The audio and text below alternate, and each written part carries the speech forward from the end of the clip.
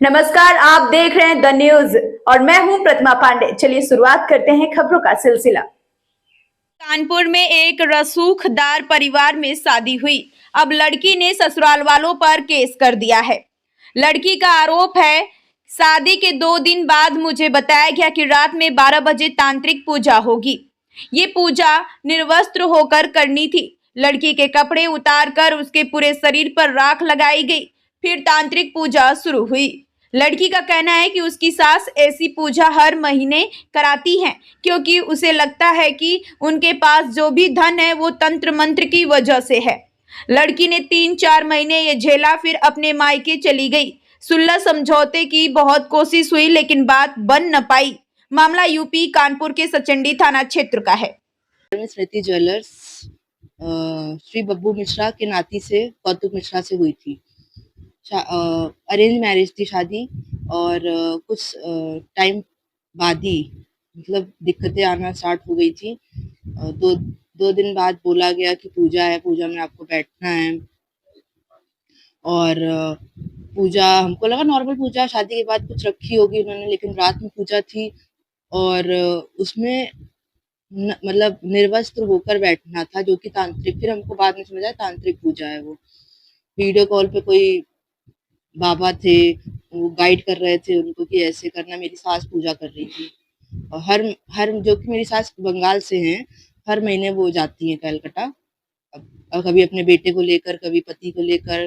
फिर जब हमने कहा कि हमें भी चलना है, हम भी चलेंगे, तो हमको अपने मायके भेज दिया कि नहीं तुम मत जाओ, तुम अपने मायके रहो जाकर।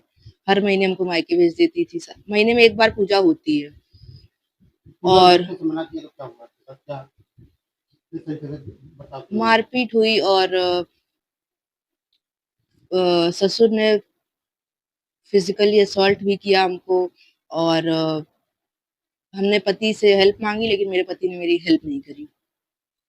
हमको कहा कि जैसा मम्मी पापा कह रहे हैं वैसा ही आपको करना पड़ेगा। तो हमने 2-3-4 महीने अपने पेरेंट्स को नहीं बताई थी ये सब चीजें, लेकिन जब चीजें हमसे हैंडल नहीं हो रही थी तब हमने आखिर में जाके अपने पेरेंट्स को बताई। उन्होंने भी कहा कि ये सब चीजें नहीं होनी चाहिए, बहुत कोशिश करी, लेकिन उसमें कुछ भी उन लोगों पर असर नहीं हुआ और 15 महीने से मेरे मायके में है। और उन लोग की एक और डिमांड थी कि तुम्हारे पापा ने अभी कुछ नहीं किया है, जबकि उनकी जो भी डिमांड थी, उन्होंने कहा गंगा वैली से शादी करनी है, वो भी की। सोना चांदी लिया उन्होंने, गाड़ी फॉर्च्यूनर दी थी पापा ने मेरी। उसमें उनको ये था कि फॉर्च्यूनर आपने बेटी के नाम क्यों करी, मेरे नाम क्यों नहीं करी, मेरे बेटे के नाम करनी चाहिए थी। 1 किलो सोना, 2 किलो सोना, और बोलो कि दे अपने पापा को, और स्वरूप नगर में एक घर लेकर दे हमको। ये सब चीजें दहेज के लिए भी हमको प्रताड़ित किया गया है। तो पुलिस के पास है, तो पुलिस ने क्या कार्रवाई की? क्या करती है पुलिस? पुलिस ने मीडिएशन कराया। 3 महीने पहले हम गए थे, तो पुलिस ने काफी मीडिएशन कराए। 6-7 बार मीडिएशन हो चुका है मेरा, लेकिन उसमें कोई भी हमको वो नहीं दिखा, पॉजिटिव रिजल्ट नहीं दिखा।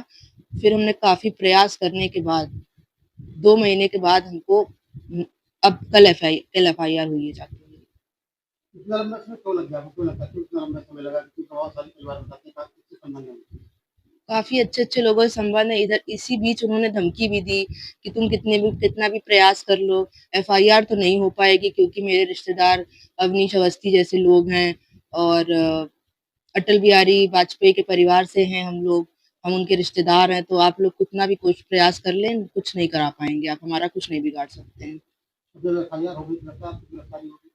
नहीं, हमको नहीं लगता कि हमको अभी भी न्याय मिलेगा, लेकिन मैं ये चाहती हूँ, योगी जी से कहना चाहती हूँ और कमिश्नर साहब से कहना चाहती हूँ कि मेरी FIR दर्ज हुई है तो उसमें उचित कार्रवाई की जाए। देखिए, कल की डेट में महिला थाने पे एक मुकदमा सालवी पांडे द्वारा दर्ज कराया गया, जो महिला अपराध के संबंध में है और दहेज के संबंध में दर्ज कराई गई है। इसकी विवेचना अभी की जा रही है, साक्ष्यों का संकलन हो रहा है। पीड़िता द्वारा तंत्र मंत्र की क्रियाएं होती थी और उसके कारण उसका वैवाहिक जीवन खराब हो गया है, इसके बारे में क्या?